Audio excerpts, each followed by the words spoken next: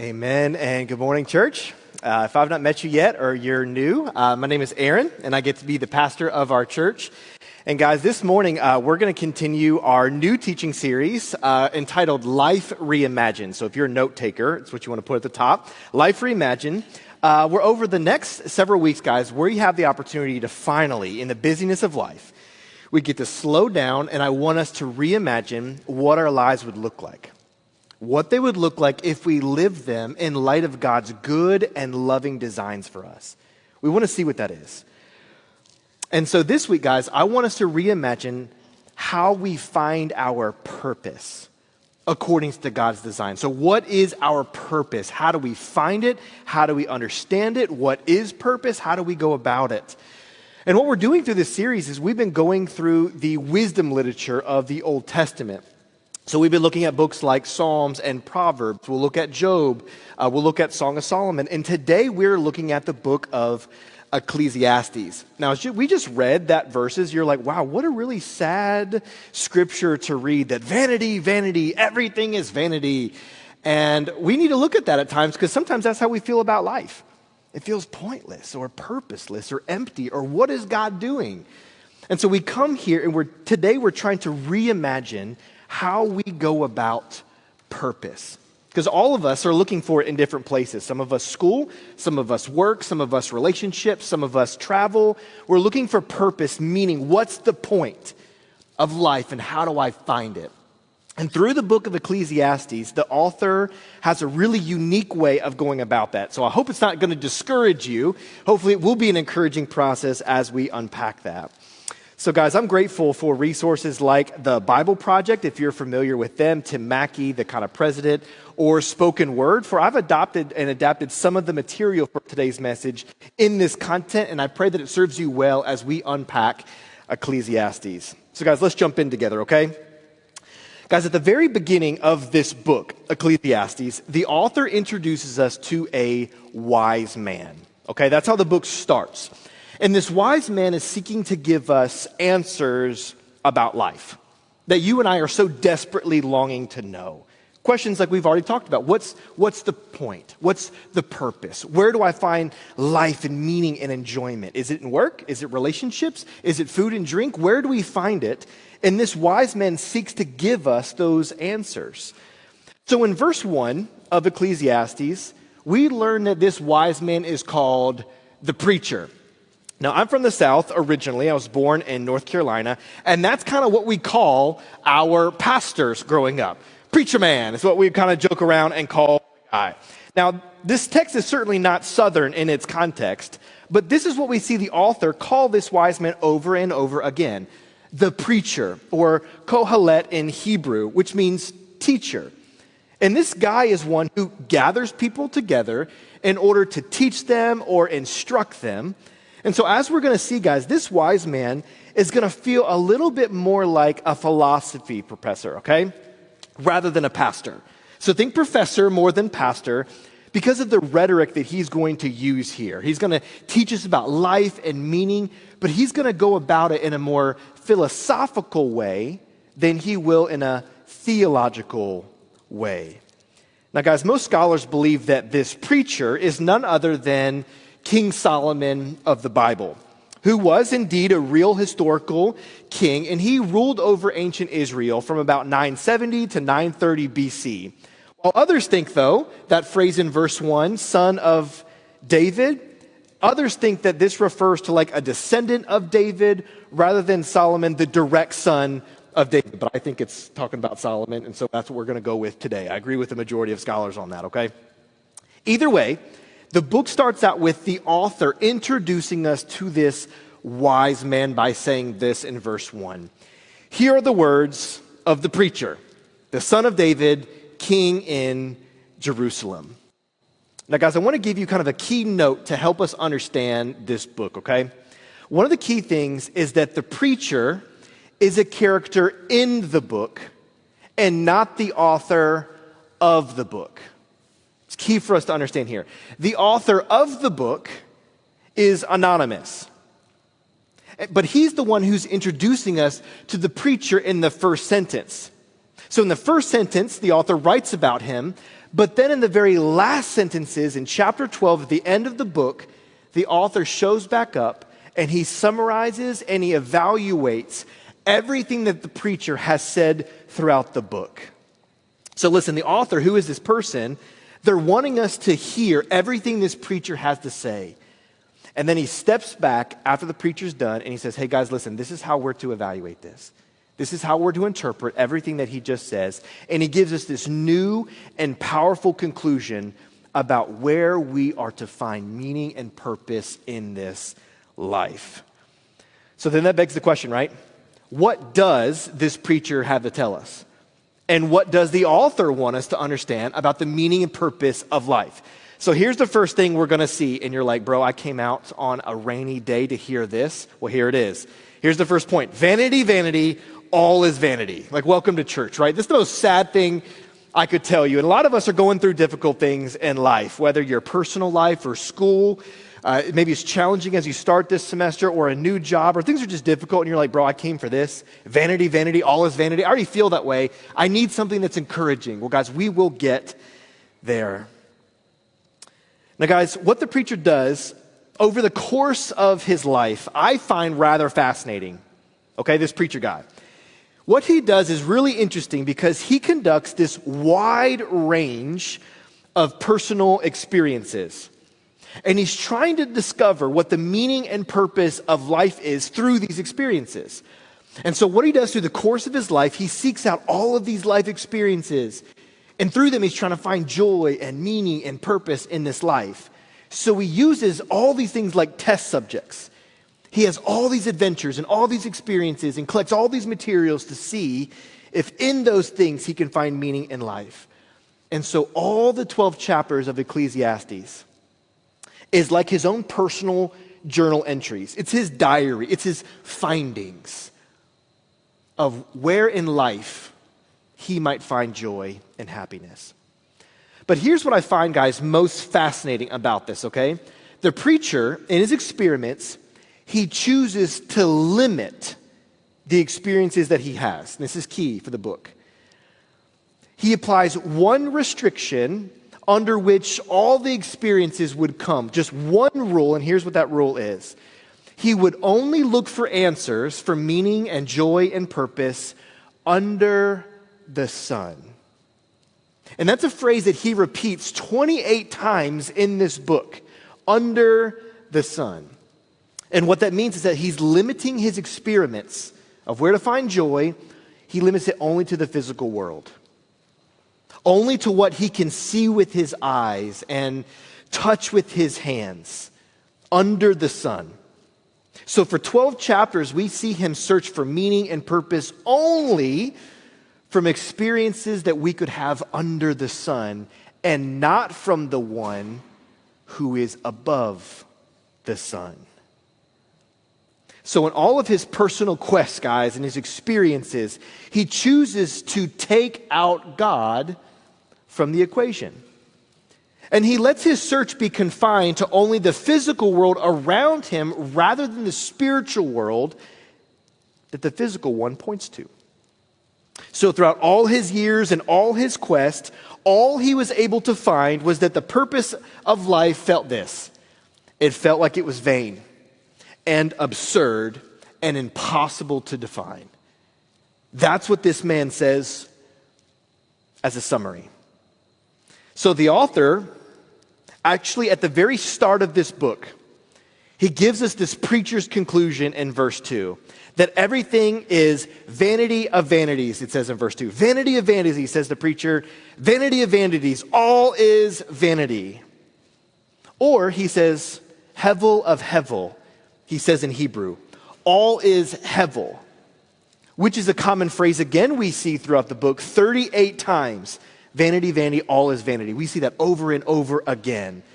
It's a common phrase he's used. It's a phrase that it's a summary of how useless and empty his experiences in life have left him feeling. It's hevel. In fact, most English Bibles translate that word hevel to meaningless or vanity. Maybe the Bible you're holding right now, it says vanity or it says meaningless. Because that term itself, it's more robust than just vanity. That word vanity doesn't really capture the heart of the idea the preacher's getting to. Because in Hebrew, that word hevel, it literally means vapor or smoke, vapor. And the preacher uses this metaphor, again, 38 times in the book to describe how life is. First of all, life is temporary and fleeting. It's like a vapor. It's like a wisp of smoke. Life is here 1 second, and then it's gone in the next.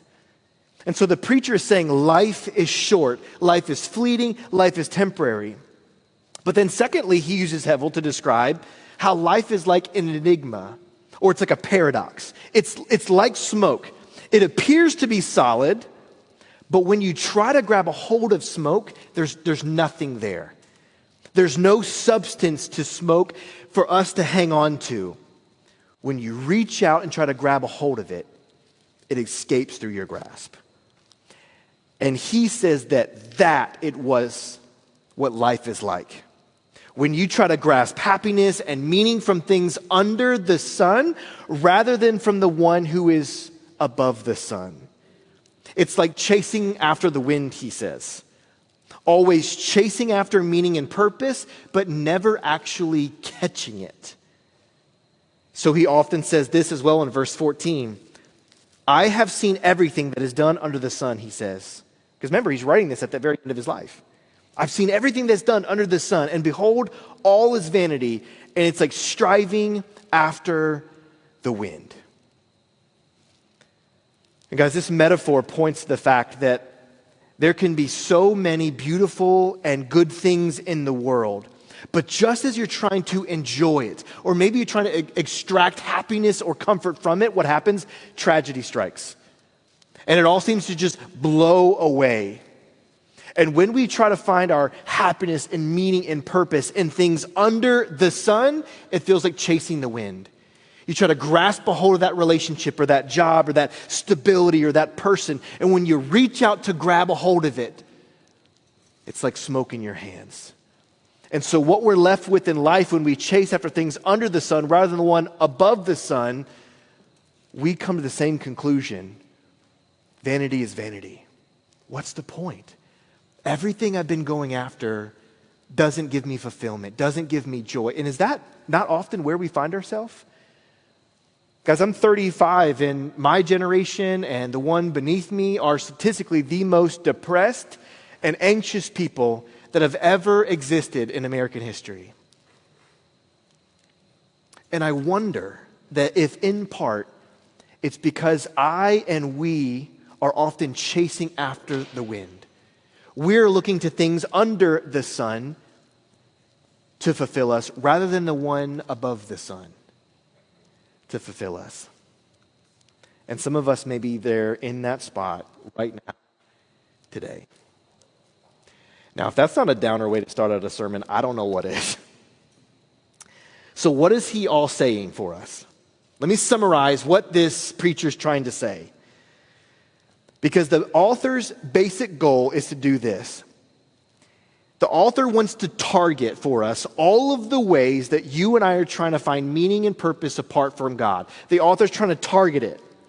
And then what he does is he lets this preacher deconstruct all of those ways that we look to. And the author uses the preacher to prove all of those things we search out for to be vain and empty and unfulfilling. So the author and the preacher kind of working together to deconstruct the ways and the places that we are looking to for life, meaning, and value.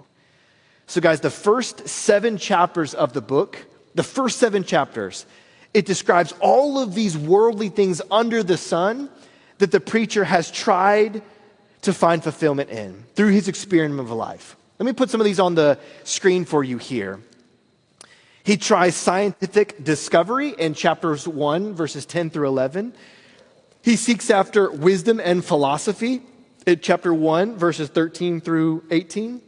He tries mirth in chapters 2, verse 1.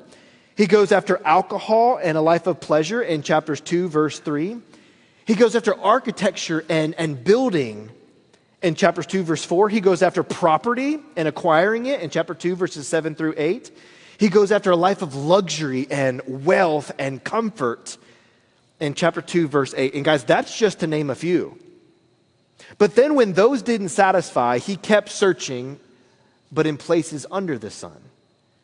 The preacher then turns his mind to different philosophies and to different meaning, such as materialism in chapter 2, verses 19 to 20, or even other moral codes he tried to live by to make himself feel good on the inside in chapters 8 through 9. And you know what he found? And guys, here's the main point that we're going to draw out today. So if you're taking notes, here's the main thing. And here's what he found. Guys, when we only search for happiness and meaning and purpose under the sun and not from the one above the sun, all of our searching will be in vain.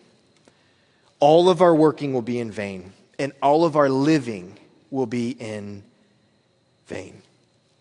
Guys, I bet if I asked you right now to give me an illustration of someone in Hollywood that they started out on a bright and bushy, bright-eyed path of success and healthy relationships.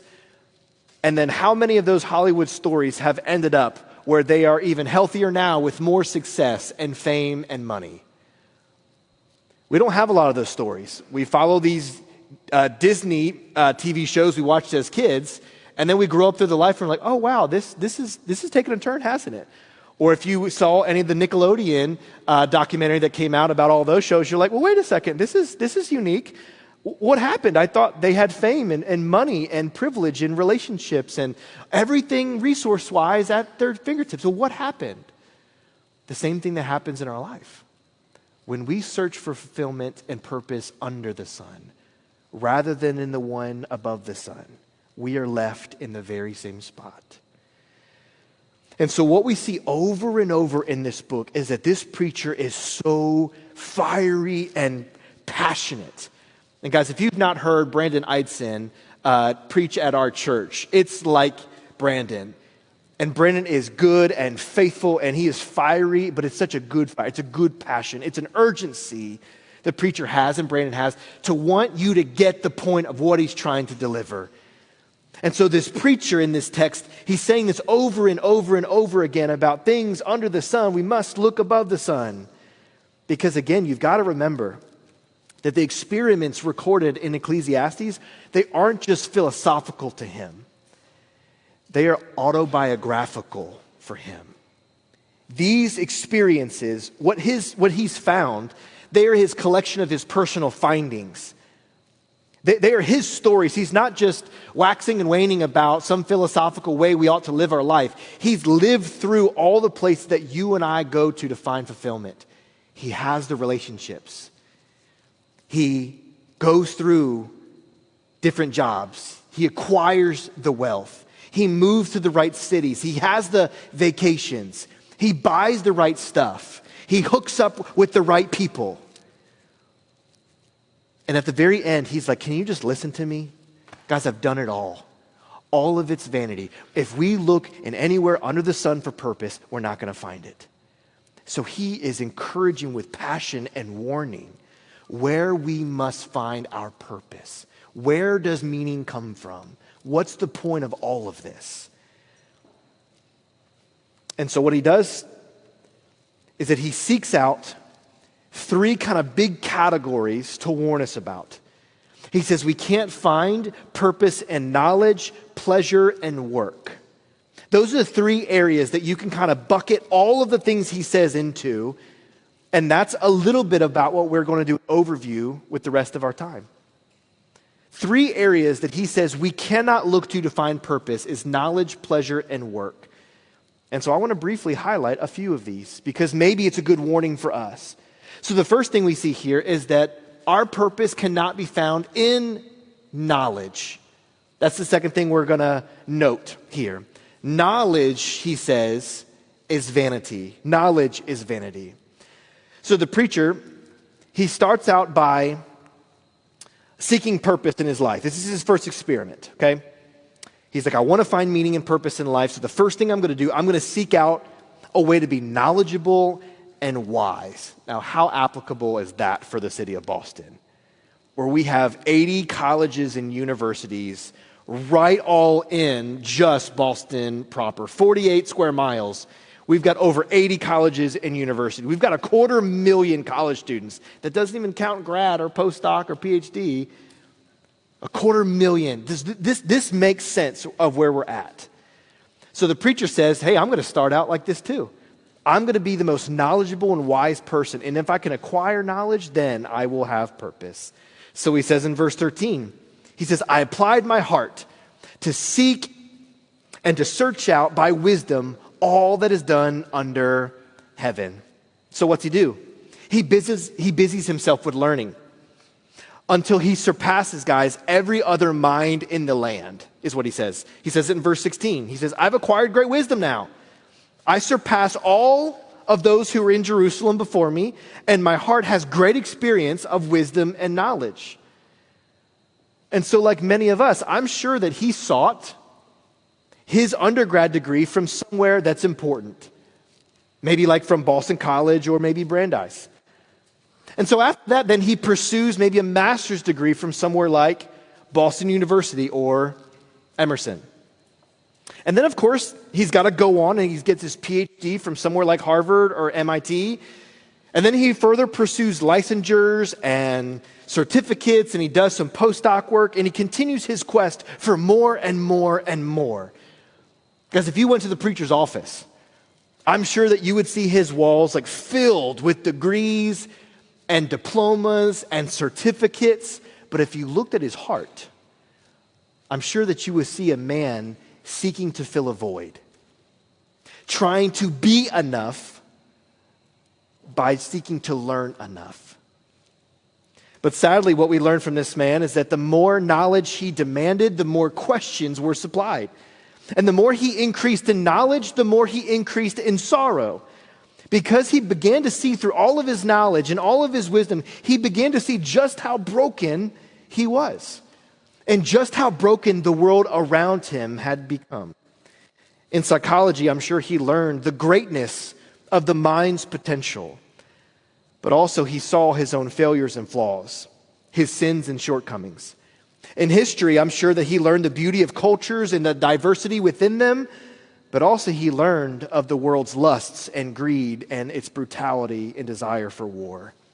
As he studied medicine, I'm sure he learned the power of science and technology, but also just how inevitable the nature of sickness and death is in our world. So he jumps from education to philosophy, politics, and the arts. And yes, indeed, he saw an ounce of their beauty, I'm sure, but he saw a ton of their brokenness. And so he says in verses 17 and 18, he says, I applied my heart to know wisdom, and I found madness and folly. I perceive that this is but a striving after the wind. For in much wisdom is much vexation, he says, which means worry or annoyance or frustration. For he who increases in knowledge increases in sorrow. And so when knowledge and wisdom could not provide the answers of his quest for meaning, the preacher concludes, vanity of vanities, everything is vanity. For purpose cannot be found in becoming knowledgeable and wise. Now listen, let me just pause for a quick moment. I am not condemning education.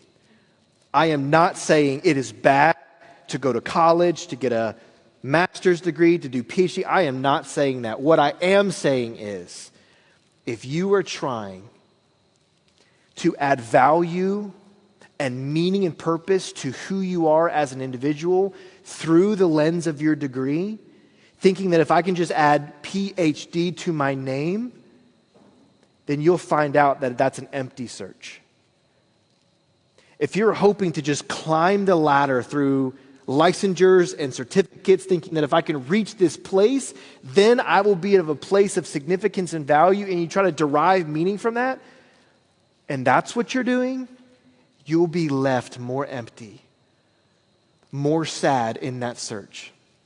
Because as Christians, we've got to learn where our meaning and value comes from. And it doesn't come from things under the sun. It comes from the one above the sun.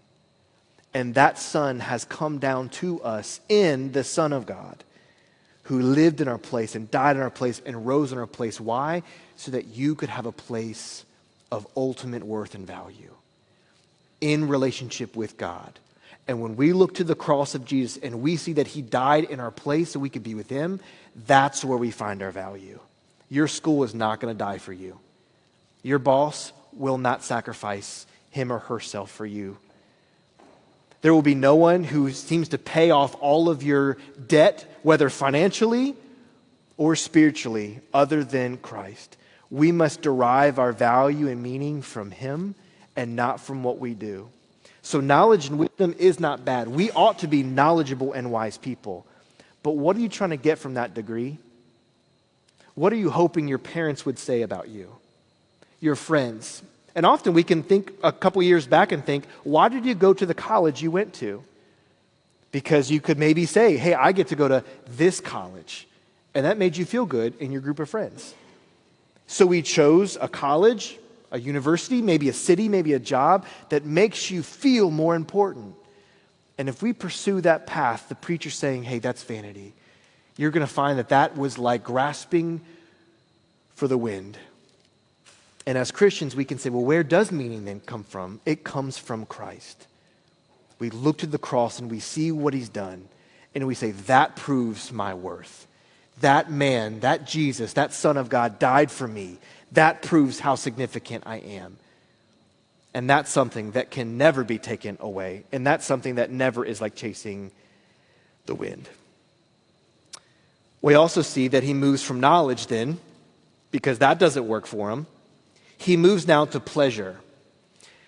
So we learn, number 3, that pleasure is vanity. So the preacher's like, let me try something that's a little bit more tangible and immediate than knowledge and wisdom. And so he says, I'm going to seek out pleasure and adventure. Man, I'm going to find the best ski trip and I'm going to take the best vacations. Man, I'm working this great job in order to have this money so I can have the greatest experiences. I'm going to have the best fads and go to the best restaurants. I'm going to have the best car, the best gadgets. This is his mindset. Maybe that, the acquiring of pleasure, that's going to give me purpose. And so he says to his heart, chapter 2, verse 1, he says, come now, I will test you with pleasure, so go heart, enjoy yourself. So guys, he did everything his eyes desired, we learn in chapter 2. He allowed himself to be given to whatever his heart wanted. He surrounded himself with wine and women, with food and riches. He sought out comfort and decadence and wild parties and explorative romance in his life. He tried to find the point of life in anything that seemed appealing, but all of it just ended up to be deceiving. None of it delivered him purpose or gain, the satisfaction or meaning that he longed. None of it was permanent, and all of it was fleeting. So he concludes, after his adventure through pleasure, he says, vanity of vanities. Everything is vanity.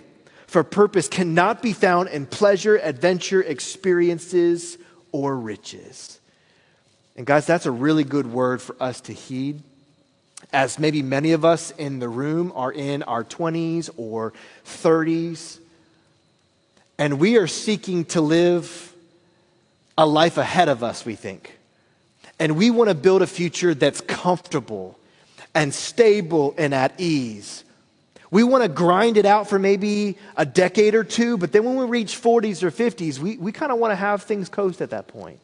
We want to build the life and the house, and we're willing to put in the work, but if we think about what are we doing right now, what type of life are we building towards? And often we're trying to get a life of pleasure, a life of ease and comfort.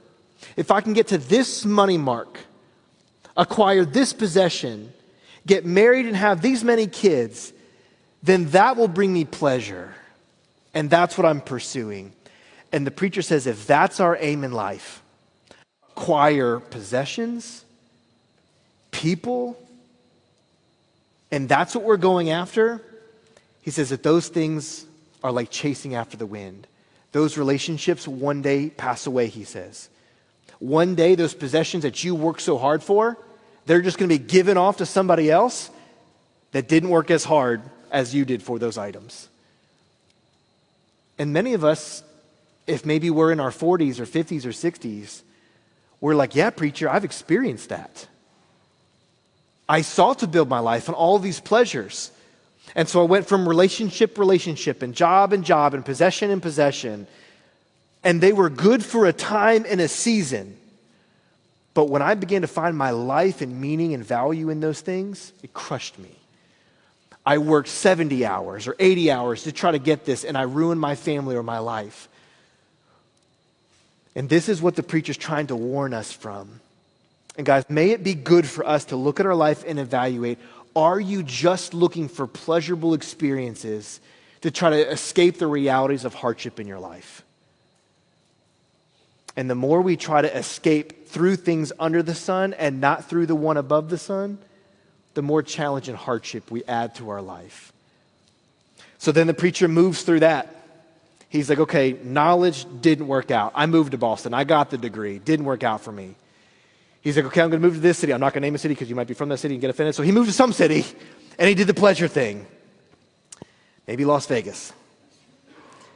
But then he says, listen, I'm going to now go for work. That's the fourth thing. I'm going to go for work. And then he concludes and says that work is vanity. So then he thinks, at the very beginning of his dialogue on work, he said, if knowledge and wisdom and pleasure, if they fail to bring purpose, then I'm going to turn myself to labor, to hard work, to grinding out nights and day together. I'm going to seek to enjoy my job, find life in it. I'm going to be successful. I'm going to climb the ladder. And so here's what he says in verse 4 and 6 of chapter 2. He says, man, here's the account of my life. Man, I made great works. Like I crushed it at my job. And remember, he's recounting his past. He's at old age now, and he's telling you, he's like, I made great works. I crushed it at my job. I built houses and I planted vineyards, so much so that I could even do it for myself, the text says. Verse 5, I made myself gardens and parks and planted them with all kinds of fruit trees. I'd made myself pools from which to water the forest of growing trees. Now that's a lot of pools. This guy crushed it. Seems like he's got an architecture business that he built up from the ground. He's got this leisure business with this pool company. He started like landscaping, and he builds out all these vineyards and gardens. The dude crushes it. He is wildly successful. TED Talks calls him and brings him in. Boston College, their business department, he brings them in. He tours around and tells everybody how to do business. He's the thing you scroll past on Instagram in the middle of the night that just shames you because of all the things you're not doing right in your life. Like you've been through those things where guys like, I wake up at 4 a.m. and my day's basically over. I live 3 days in just one day. My day from 4 a.m. to 7 a.m., that's one day. And like, you're like, what are you talking about? That's not how math works. That's this guy. He's like, I just crushed work. I was wildly successful, more than any of us could dream of. But no matter what he made, no matter what he was able to give himself to, he genuinely realized that death would just take it all. And he realizes that his relationships were just shattered. And if this preacher really is Solomon, then he wrecked countless marriages. Now, my goal is not to breed condemnation in this room this morning, but I want you to see that when you marry work, then you abandon your family. And this is what the preacher did. This man had roughly 700 wives and 300 concubines. That's a biblical word to just say he had a lot of hookups and a lot of side chicks. I'm certainly not commending that, saying it's a good thing. I'm saying that this man was so dedicated to his work, so fervent about this, that he went through 700 marriages and 300 extra people on the side. And he gets back at the end of his life and he's like, guys, work's not it. Work's not it. Please just don't make work your life. Don't try to heal your childhood wounds of trying to be enough through you trying to be enough for your boss. Because maybe you didn't have enough as a kid, and so you're using your job as security for yourself. You think I was neglected as a kid, I didn't have the right resources, the right care, so I'll care for myself. I'll have the right resources through my job, and you burn yourself out. And he's saying, hey, don't do that. He's like, I've done it. Please don't do it. Can you feel his passion here? He's been through knowledge. He's been through vanity over and over. And then here's what he says at the end of his work life. It's just so sad. Let me read it. Verse 20. He says, so I turned about and I gave my heart up to despair. Because again, he's through all the categories now. Knowledge, pleasure, work. I gave my heart up to despair over all the toil of my labors under the sun.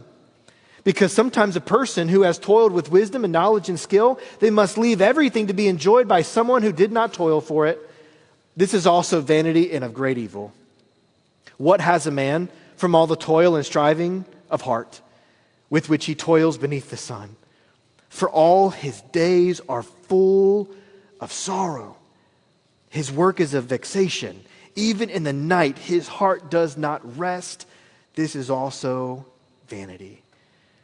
Guys, can I just be honest with you? My greatest fear is to be a really good pastor and a really bad dad. If I pastor and love you well, but I neglect my two amazing little girls and I don't love my wife well, what was the point?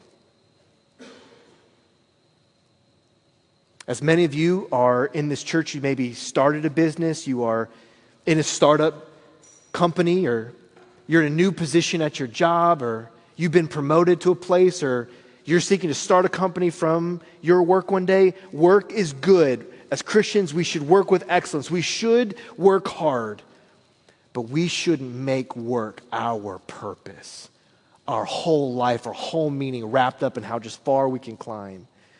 And guys, as a pastor, I want to make sure I love you well, I teach you well, I shepherd you well, but if I have to pick my kids or you, got to pick my kids.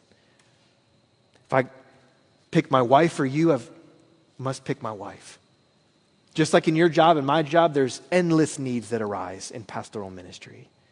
And my greatest fear is that I would have an imbalance because of my own insecurities, that I would want the applause and approval of you, and so I would neglect my family in order to get that. So the preacher calls out to me and says, Aaron, work hard, but don't make it your life. And same thing for you. Work hard, but don't make life and work everything for you. So here's how we end. Because we got to have some good news, right? The preacher gets through knowledge and pleasure, and he gets through work, and he says that everything's the same. He said all of it is just vanity upon vanities. Nothing makes sense in the world under the sun. And so the preacher looks back on his life and he finds some wisdom that he wants to pass on through the generations to you this morning. And he writes this account in his journal in order to preserve what he's learned so that we could have it when he's gone. And while, yes, this book, Ecclesiastes, does have mentions of God, it does talk about his sovereignty or his justice, these truths above the sun feel like they're never brought down to be felt in his reality. And that's a truth that the preacher's words, they help us name. That unless we look above the sun for answers, everything will be in vain. For if we are to remain under the sun, there's only one solution the preacher gives to everyone. Simply, he says, enjoy your work, guys. Eat your food before your life is done. Because the answer you seek is vain and absurd, and maybe there's not even simply one. That's his best conclusion of what your life could be like if you take God out of the equation. Eat a good meal, drink some good drinks, work, and you'll die. If we take God out of the equation, that is what we're left with, he says. He is not suggesting that's what we ought to do. He is warning that that's what will happen to us. You'll have some great experiences. You'll have some meals. You'll eat some food and some drink. But you will be devastated if you try to find life and meaning and purpose in those places. It's a really sad conclusion that he gives us. He says that's the only type of life that makes sense if we look under the sun. But guys, as we've discussed, the preacher is not the only voice in the book of Ecclesiastes, remember? Because remember how I told you that the author, he tells us about this wise man? Well, at the very end of the book, the preacher's dead, the author comes back, and he acts like a compiler of notes. And at the very end of Ecclesiastes, he writes this conclusion at the very end of the book. It's like an epilogue to the story, a reply to his findings. And the author's advice is summed up in 2 verses at the very end of the book in chapter 12. And he says this, "The end of the matter, all has been heard." And he says this, "Fear God and keep his commandments. For this is the whole duty of man." Fear God meaning give reverence to him, trust him, follow him, know him, experience him. You can't take him out of the equation. "For God will bring every deed into judgment," verse 14, "and every secret thing, whether good or evil." And that's what should be stirring in our hearts as we conclude the book of Ecclesiastes. As we wrestle with the preacher's disenchantment, we need to see that we need God and his word in order to know how to live in a world and how to understand this world. But for many of us, thinking about God doesn't really relieve any of the vanity that we feel. Guys, it's easy for you and I to get stuck believing in the pointlessness of the world around us. We think it's already won and we can't win. So we find it impossible not to get stuck looking under the sun for purpose. And so what do we need as we close the book? We need one who can cut through all the vanity. We need one above the sun to cut through into our reality. We need one who is above the sun, who can enter underneath the sun. And that is the only one, Jesus Christ, the Son of Man, the Son of God. Lastly, here's what we see, that Jesus is our purpose. That's what he's trying to get us to see in this text. If we live and we do the same experiments that humanity has done all throughout time, I'll go to knowledge and wisdom and pleasure and work, trying to find meaning in life. If we try to take out God, we're left empty. So he says we must fear God. We must revere him and his word. We must trust in Jesus and what he's done. See, because here's what Jesus has done. Jesus removes the restriction that the preacher applied to his experiments. For Jesus passed through the sun. Jesus brought heaven to earth to bring us life and then to show us how to live in it. The preacher says that knowledge is pointless, but Jesus tells us that knowledge is really about knowing him. Knowing him is the point. See, the preacher says that our desires cannot be fulfilled, but Jesus says that in his presence there is fullness of joy. And at his right hand are pleasures forevermore. The preacher says that riches never satisfy, but Jesus says the riches of his grace are lavished on us and are sufficient for us. The preacher says that all our toil is just in vain, but Jesus says because of his work on the cross, all of our work in him will last forever. The preacher tried to prove our questions are unanswerable, but Jesus proved that he is the answer when he said that he is the way, the truth, and the life. And finally, the preacher says that in the end, nothing matters. Everything dies, he says. But the gospel of Jesus says that in the end, he's what matters. And if we are in him, then we never die. So friends, what is the meaning of life? What is our purpose? How do we find it? And here's what we find at the very end of the book. It's the answer that you and I are desperately longing for. Fear God and keep his commandments. Know Jesus, learn to trust him, and follow him in every area of your life. And if we do this, we won't be chasing after the wind, we'll be running after Jesus. And it's in him that we find our purpose, which is this. Our purpose is to know God and enjoy him forever. And as we do that, we bring glory to him and we point others to him and we find the joy and the meaning. We find the love and the belonging. We find the status and the importance. We find the provision and protection that each of us are wanting. All of those intangibles that you are searching for in relationships and work and money, to bring that, it's only in Him that can satisfy those things. Our purpose in life is to glorify God and to enjoy Him. Find life and meaning in obeying His design for us. And when we walk in that design, we find more joy and fulfillment than you could ever long to know. So, church, I want you to know Him. I want you to love Him. I want you to follow Him in every area of your life for your good and for your glory, for His glory. Church, would you hear the words of this preacher heralding out from centuries earlier?